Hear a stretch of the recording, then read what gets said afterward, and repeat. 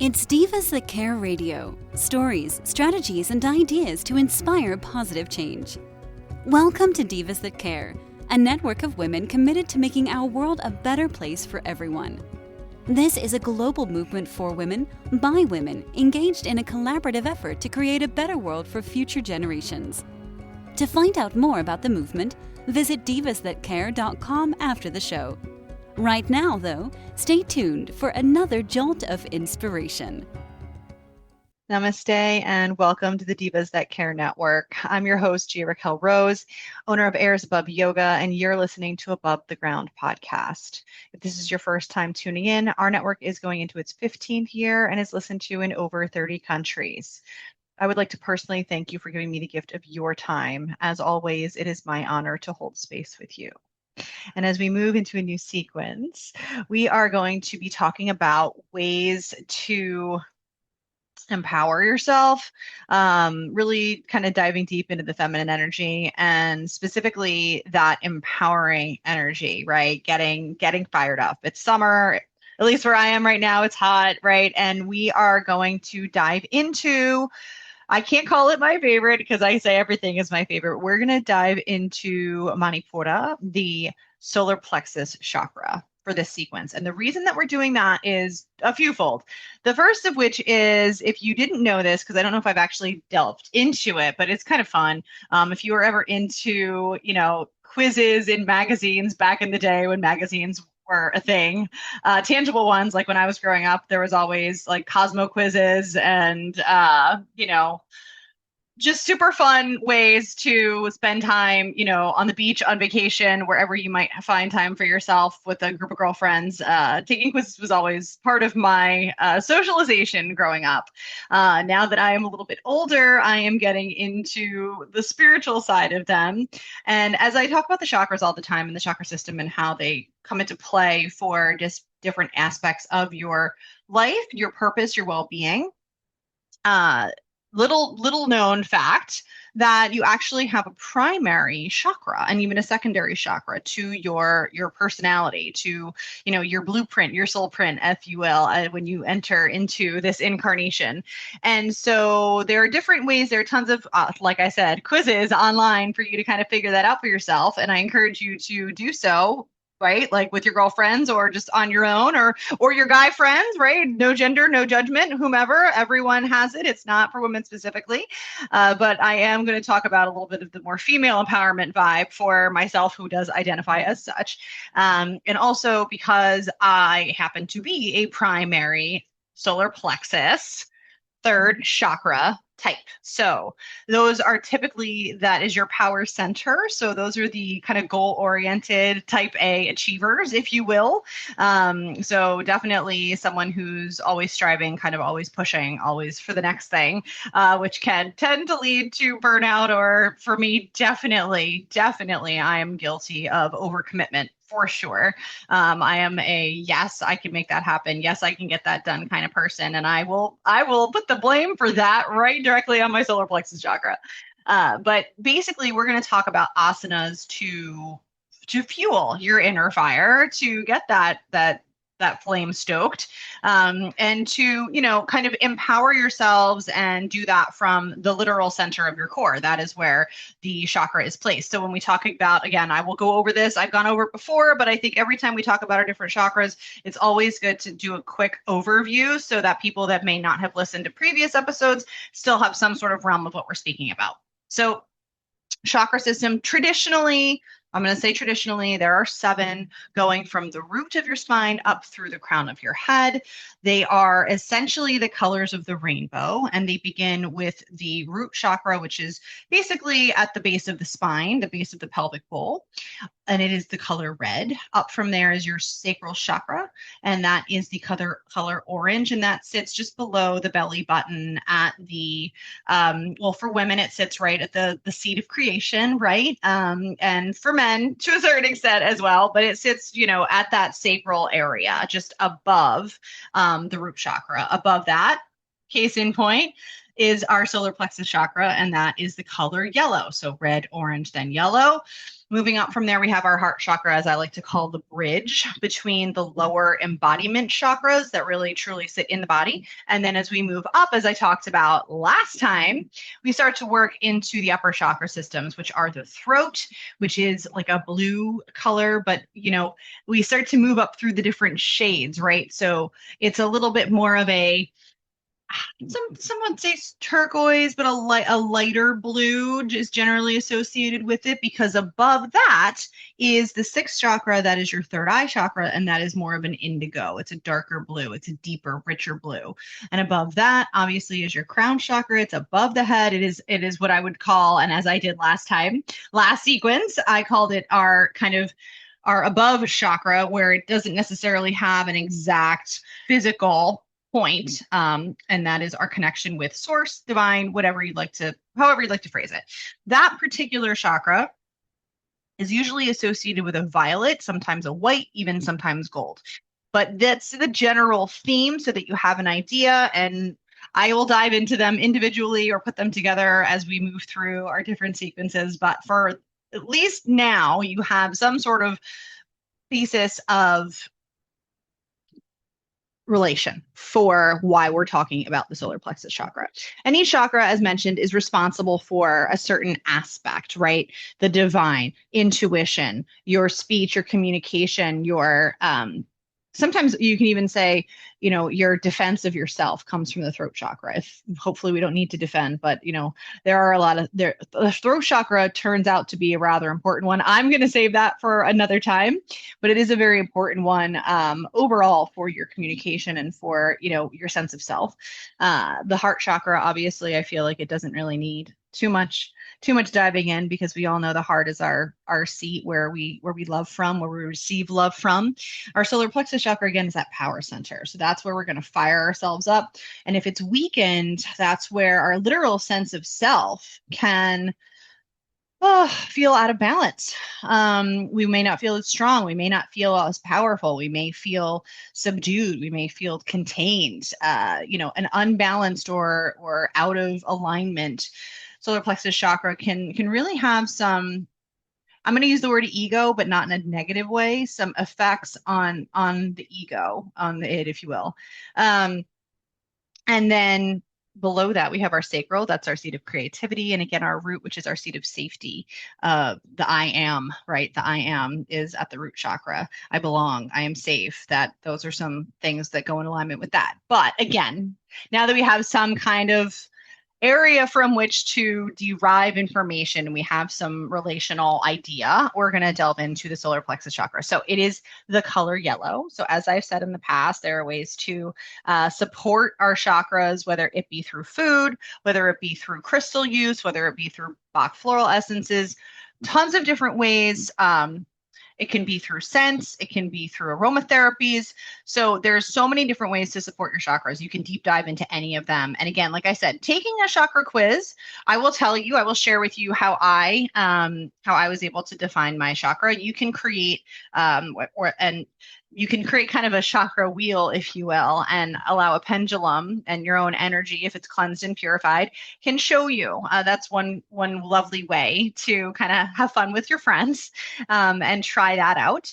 And you can just kind of write the chakras and allow, even if whether you say 1, 2, 3, 4, 5, 6, 7, use the colors, put them in a circle and allow the pendulum to go back and forth. That's one way that you can do it. Otherwise, I encourage you to deep dive onto the interwebs so that you can find out which chakra type you most strongly align with, and then potentially what your secondary chakra type is. Generally, kind of like astrology, you have your sun sign, your moon sign, and your rising sign. With your chakras, you have kind of a top tier, the ones that are most in alignment for you. Now, to that end, also, the chakras kind of mirror each other. So they are connected, with the heart being, again, at the bridge. So your crown chakra is related to your root chakra. Your third eye chakra is related to your center of creativity, intuition, and creativity. And your throat chakra, as I mentioned, is related to your solar plexus chakra. So that's why when we talk about, they're all interconnected, right? Everything is in balance, in alignment. If one chakra is out of alignment, or overcharged or undercharged. And I use that word, I use the word charged to say that you can have overdeveloped chakras, you can have imbalances, and one can be kind of aggressive and taking energy from the one near it. That's just one option. It can just be underdeveloped. There can be energy not flowing properly. So it's always good. Yoga is a wonderful way to bring balance and alignment to your chakras. And I highly, highly encourage you to have a practice that kind of incorporates different postures to support each chakra so that we are constantly bringing ourselves back into balance, because it doesn't matter. You can have a bad day. You can wake up wrong. You can have an injury. Anything can throw you out of balance. And that doesn't mean it's like the end game for you.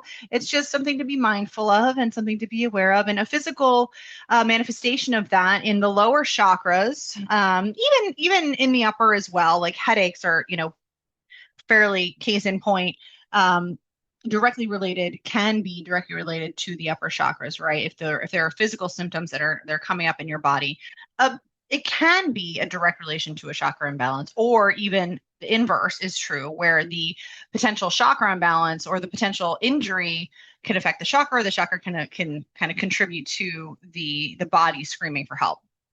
So if you happen to take these energy centers into the overall and comprehensive view of your wellness, I encourage you to do so, because I do think that they play a massively important role in overall wellness and well-being.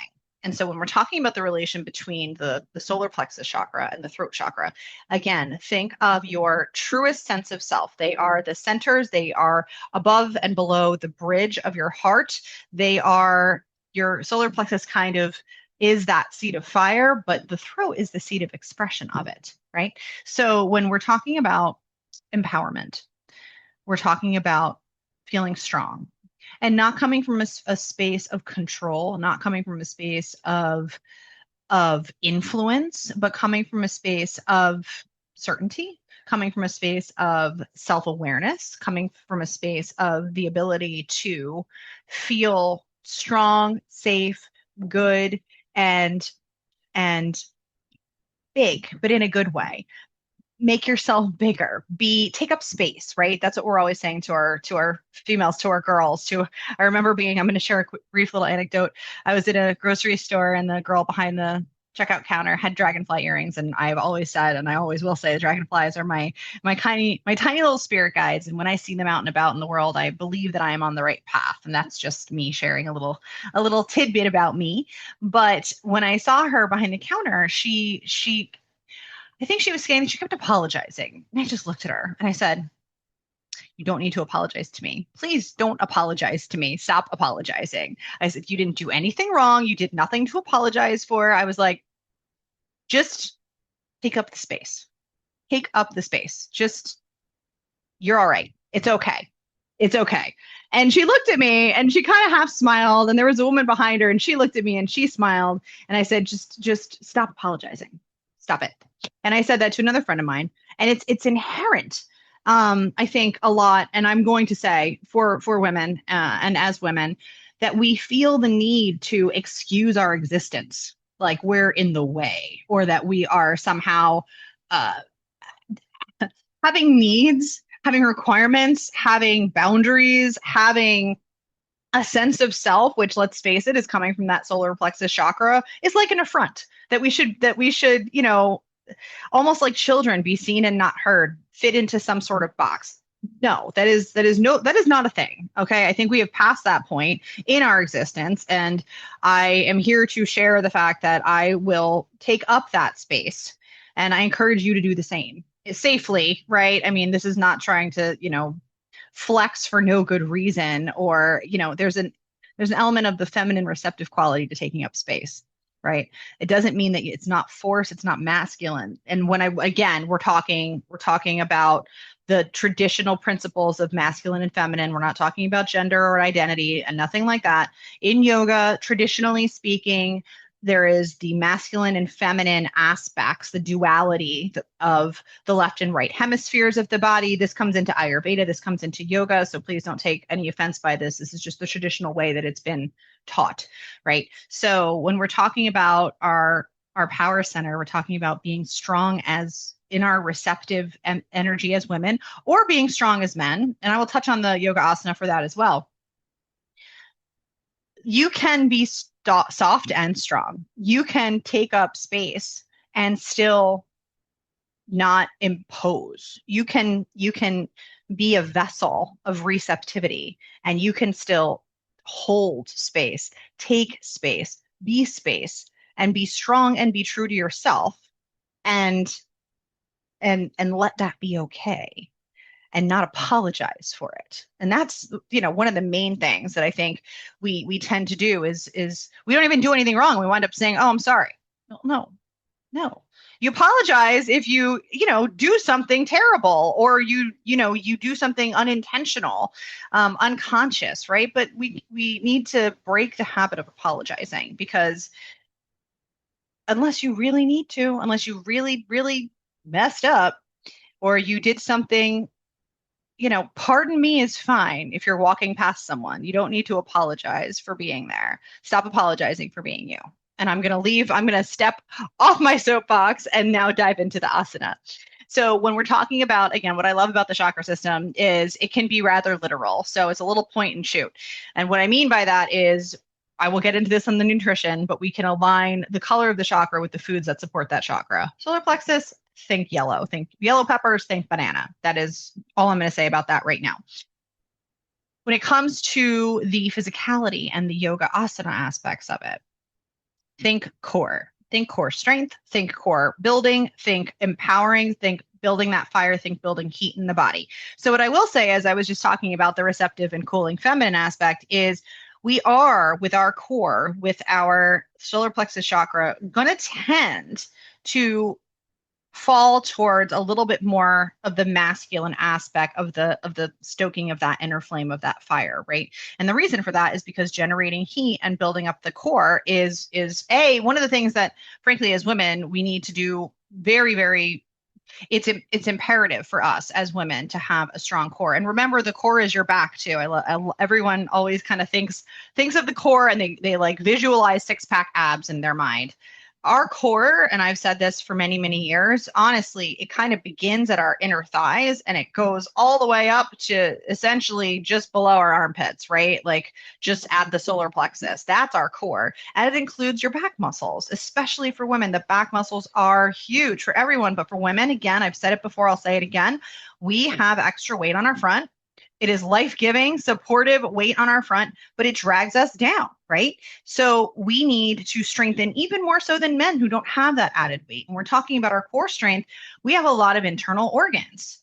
Men have external organs. So when we have those internal organs, supporting them with strength and balance, key between both hemispheres, right and left of the body, bringing them into balance, bringing them into unison, is only going to help support our body structure. And so when we talk about our core strength, it is imperative as women to have this in our inherent plan for a successful well-being practice. I don't care if it's yoga, it can be Pilates, it can be, I mean, I don't love a sit-up, but I'll take it as long as it doesn't hurt your lower back.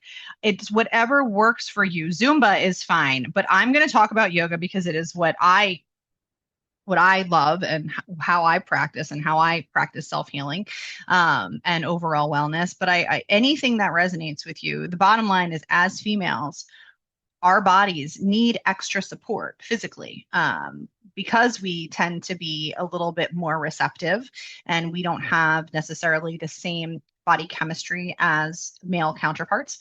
It is imperative for us to counterbalance our repetitive motions and our different way of hormonal changes, the way that we carry weight as we go through transitions in life. It's imperative for us to maintain our strength, to maintain our body structure so that we can age as gracefully as possible and with as much strength and balance as possible, because things are going to happen and life is going to happen all around us. And there's no way for us to prevent that or predict that. What we can do is try to, again, be that very strong, very centered vessel and keep it as pristine as we possibly can for ourselves and for the people that we love in the world around us. So to that end, specific yoga asanas that are going to target that core. We all know it. We all love it. Boat pose. Now, what I'm going to say about boat pose is it can be, if done improperly, it cannot be pleasant on the lower back. I will, as always, I say this, and I'm behind on it, so I will be the first to chastise myself on that one. I will apologize for being behind on that because it is something that I did without intent, but that needs to be rectified. Now, that being said, when we're talking about boat pose, it is essentially balancing on the sits bones, which is the base of the pelvis, keeping your legs, I'm going to say parallel to the floor from the shin, parallel to the floor, and creating a V with the torso and the legs. And traditionally speaking, the legs are straight up, but a lot of times you need to work up to that. What happens is as the legs straighten and lift, the people that aren't properly executing the pose will start to tilt backwards and they will wind up on their sacrum. They will lose the core engagement and they will dump all of that balance, air quotes for those who are listening, into their lower back, which is not where we want it, right? Think of boat pose as having a magnet between your torso and your thighs and keeping your body as upright as you extend your legs as possible. So this is a heating, challenging posture. It fires the core, it fires the hip flexors, and it engages the quads. One of the main things to think about here is to keep the legs together. So again, as I mentioned, you don't think of your thighs when you think about your core, but it does start from keeping the thighs locked together, internally rotated, so you feel as though the inner thighs are rolling behind you and squeezing. You can put a block just above your knees to help to get this sensation. Squeeze it. And it's hard. When you start to practice boat pose, you'll notice that your knees are going to want to come away from each other and in line with your hips. And if you have maybe you have wider hips, I know I do. It can be different for different body types, but I will say that is one way to kind of start to create these muscle memories in a way that supports the posture and the asana. When we are talking about having that upright position, we want to not think of the core crunching and rounding, but we want to think of lengthening and balancing. So the way that I like to show people how to come into it is to sit on the mat, bring your knees into your chest, and wrap your arms behind your thighs. You can take your hands behind your thighs and you can actually grab the backs of the thighs with the fingertips below the knees, never directly behind the kneecaps. And you can help to create that internal rotation as you do so. Once you do that, the trick to getting the balance aspect of this is to begin to take the toes off the floor so that they're hovering. And once you have the toes off the floor, you'll notice that as you'll start to rock back a little bit. And you want to not do that. So you want to find the place as far forward as you can before your toes hit the floor. And that's where you want to balance from. And once you have that, then you can begin to extend those shins so they become parallel to the floor. Once you have that, you can release the hands. Now you're just a V with a plateau of shin in alignment with the floor.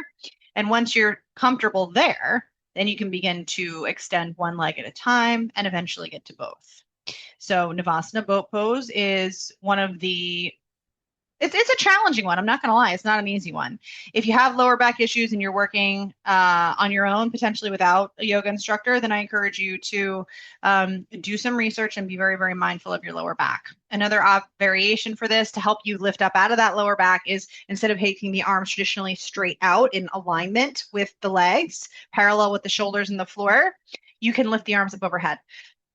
This helps to keep that line of energy tracking upwards and instead of rolling backwards and rounding through the spine. It can also, if done improperly, it can contribute to you rocking back if you don't have that kind of magnetic feeling between your torso and thighs. So just different variations for you to play with. The other thing you can do as you're starting to learn, is take your feet to the wall. Now, I will say the one thing about this is you need to know how to balance on those sits bones before you take the feet to the wall, because having your feet on the wall will naturally press your hips back so that you end up rolling too far past where you're supposed to be and onto your sacrum, and thus losing the whole point.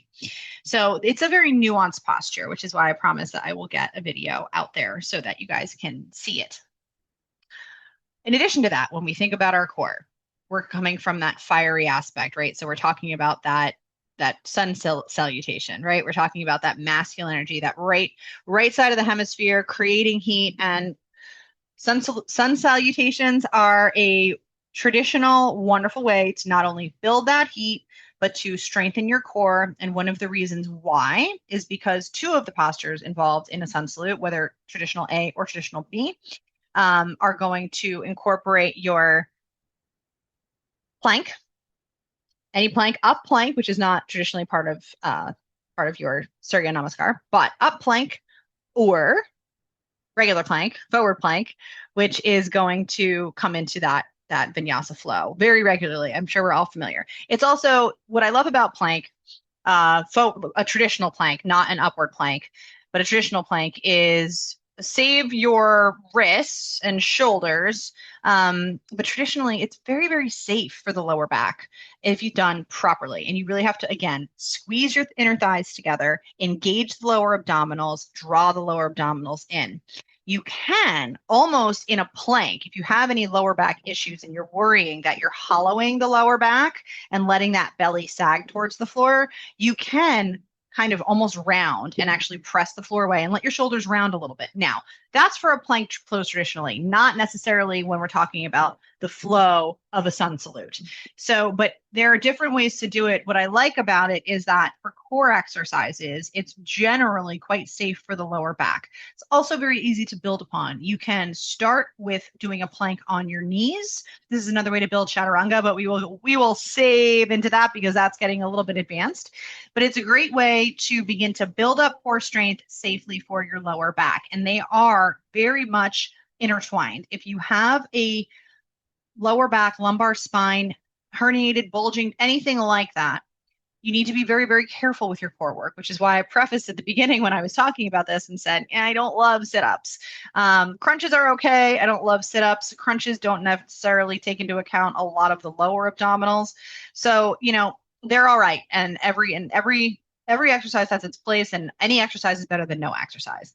But being safe is paramount. I'm sorry, it's paramount. And as someone with multiple different injuries, and someone who has come back from different injuries, I have to say it is very, very important that you do these exercises appropriately. I'm always happy to help you to do that. You can reach out to me on my website. You could reach out to me on Instagram, Facebook, anything, please. If you have any questions, I'm always happy to work with anyone and help them achieve their goals from a place of safety and security. Now, that being said, when we're talking about up plank, it is the reverse. So you can build upon that, much like forward plank can be done on the knees as a way to build strength to get the heels extended behind you. Up plank can be done as a reverse tabletop where your knees are bent and your hands are under your shoulders and your hips and your knees and your shoulders are all in a line. That's one way to do it. Traditionally speaking, the legs are extended. Again, those inner thighs are glued together and squeezing together. And as you press up the hips, I like to have my shoulders rotated a little bit outwards and my palms just beneath them or slightly behind them with the fingertips out to the side. That's what feels best for my shoulders. You can have the fingertips pointed forward. I don't love that for the shoulders. You can have them rotated all the way back, which if you can support it and you have very open shoulders, will help to open up the pectoral muscles as well. But when you're practicing an up plank, that can be a little bit of aggressive if you have any kind of shoulder injury. So just be mindful of that. But that's another great way to fire up the core.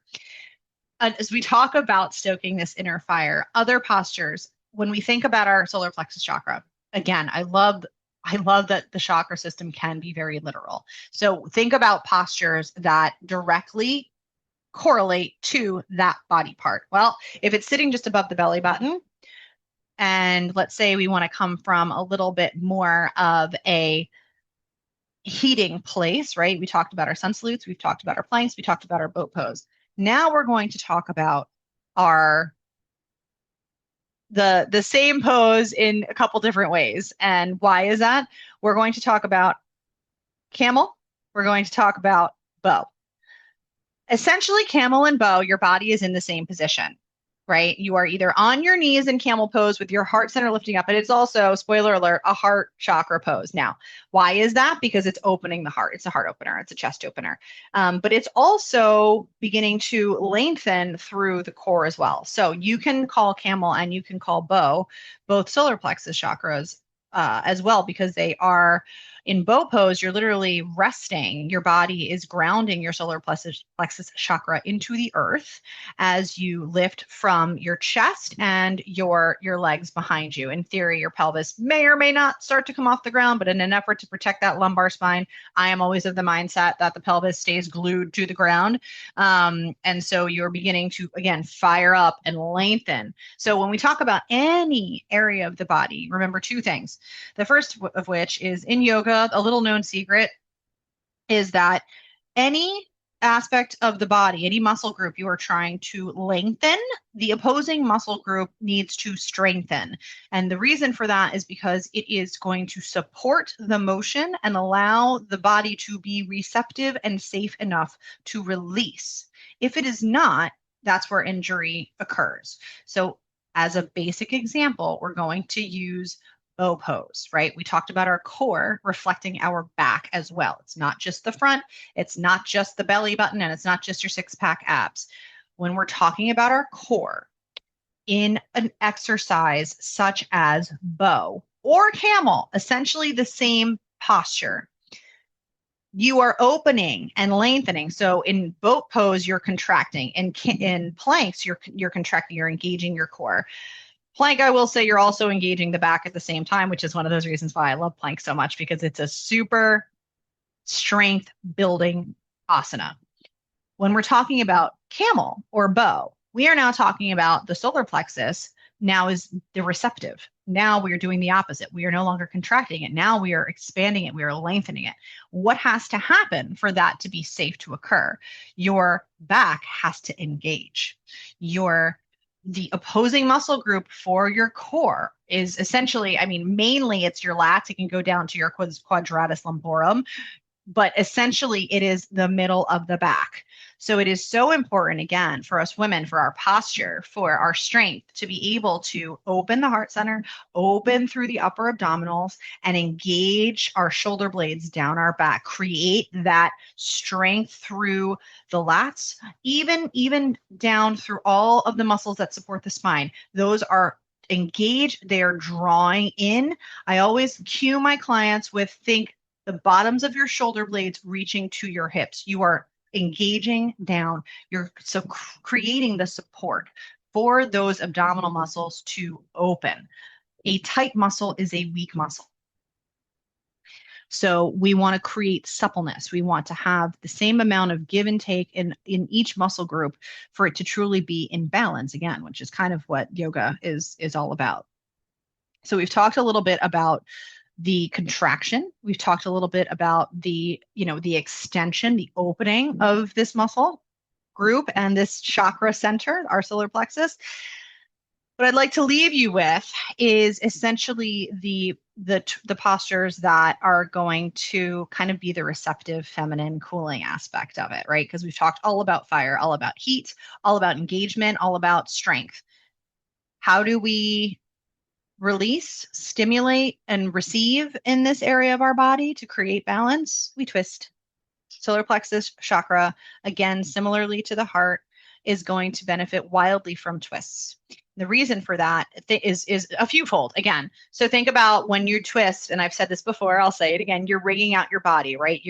Twists are great for your organs. They're great for digestion. They're great for not only suppleness through the back, because again, when we talk about twisting, we're talking about the thoracic vertebrae. Well, your solar plexus still sits in that kind of thoracic cavity. Now it's below it a bit, but there are floating ribs that sit below our sternum and our heart center, right? So below that is your solar plexus. And because of that, our thoracic spine, again, is not meant to really bend. It's meant to twist. It's the way that it's built. So when we're talking about twisting, you're stimulating your digestion. You're stimulating your the the manipulation of the organs in such a way. You're stimulating your lymphatic system.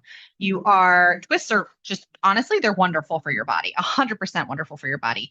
And when it comes to the core, it's a way, and the solar plexus, it's a way to, again, create space through contraction in a way, but also through opening, because while one side's doing one, the other side's doing the other, and you're going to do both on each side, and it's going to create balance. It's going to restore, and it's also going to be one of the most cooling and receptive, kind of less heating, less strenuous ways. From a reclined spinal twist before our shavasana, all the way up through some of the more heating ways. For example, two of the most heating asanas that are also twists are going to be your revolved triangle and your revolved half moon. Half moon is a balance aspect, and it is where you have the opposing hand on the ground, generally on a block for most people, with the opposing foot. The opposite foot is extended out behind you, and the opposite arm is twisting away from that extended leg. So it's a one of my most challenging postures, I will be very honest. And then you have revolved triangle. You could even do a revolved extended angle if you have any sort of, hamstring issues, or you want to be just a little more gentle, and that's going to be the same thing. So it's the opposite hand and foot, right? So let's say you have your right foot forward, your left hand's going to be kind of just in front, your left leg is going to be back behind, and you're going to twist towards the front leg. Again, when you're doing these standing postures, it's going to create a little bit more heat. But when you're doing the reclined, even like a Lord of the Fishes, which I know I have used for other asanas as well, and for other chakras, when we were talking about a twist for the solar plexus chakra, what I love about it is I always cue my twists very similarly. You are twisting from the belly button up, not from the belly button down. Your hips and your lumbar spine are not meant to twist. So you want to keep them as stable and stationary as you can. Can they give a little bit? Of course they can, but you don't want to twist those vertebrae. It's not going to make the discs back there very, very happy. So you want to keep it from the belly button up, and that is a great way to remember that it is giving love to your solar plexus chakra as well. Finally, because we talked about the sun salutes, I can't leave us without mentioning our warriors. Why are our warriors important for our solar plexus chakra? Your warrior 1, your warrior 2, your warrior 3. The reason is because while warrior postures are wonderful for, you can arguably say that a warrior posture is beneficial for almost all chakras. And I think that that's a fair thing to say. What I love about it for our solar plexus chakra is that it's kind of centered around it, right? So if you're in a warrior 1, your feet are on those 2 train tracks, they're in line with your hips, and it can turn into a back bend, but it is a strengthening pose. Your legs are in 2 separate places, and you are lifting your heart center up to the sky. And what is giving it that lift? Your power center, your solar plexus. It is an empowering pose. If you're in a warrior 2, you're facing widthwise on your mat, and you are in a heel to an arch alignment, but you're still supporting your trunk, your torso, that strength of your arms out, that power is coming from the center and radiating out in all directions. Your warrior 3, still radiating out in all directions. And now you're aiming your power center towards the floor. So now you're incorporating balance into your core, and everything is coming out from there. And so what I love about warriors and their direct relation to the solar plexus chakra is that it all starts from within and comes without. It starts from your core, and all limbs that leave your body are coming from that place of your inner fire. They are stable because of you. They are stable because of your trunk. They are stable because of the strength within you. They are stable because you are able to give them that life, to give them that space, to hold that space for them.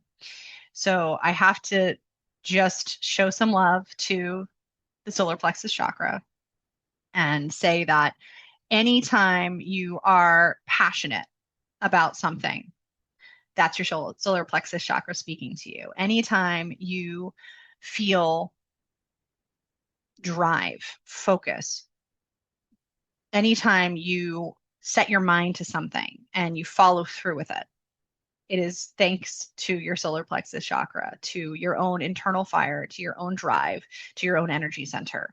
And to, again, while it might not be the bridge that the heart is coming from that receptive place, it is the fire just below your heart. It is the fire that keeps you going. And if it's feeling less flame ridden, then I encourage you to practice some of those heating postures that we talked about. If it's feeling like maybe you've got a little bit too much drive and you want to settle down a little bit, then I encourage you to practice some seated or reclined twists. And if you just want to bring balance and tap into your own inherent strength, male or female, it does not matter. Be that warrior. Be that warrior for yourself. Take up that space. Remember that it is directly related to your throat chakra. They are connected. They're all connected, but those two have a special relationship. So remember to speak your truth and to embody your truth. And I hope that this conversation helps you to do that and to know how strong you truly are. And with that, I just want to say how much I appreciate each and every one of you for sharing this space with me.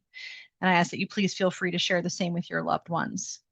For more goodness, follow me on all the socials at Above the Ground Podcast or visit my website, airsaboveyoga.com.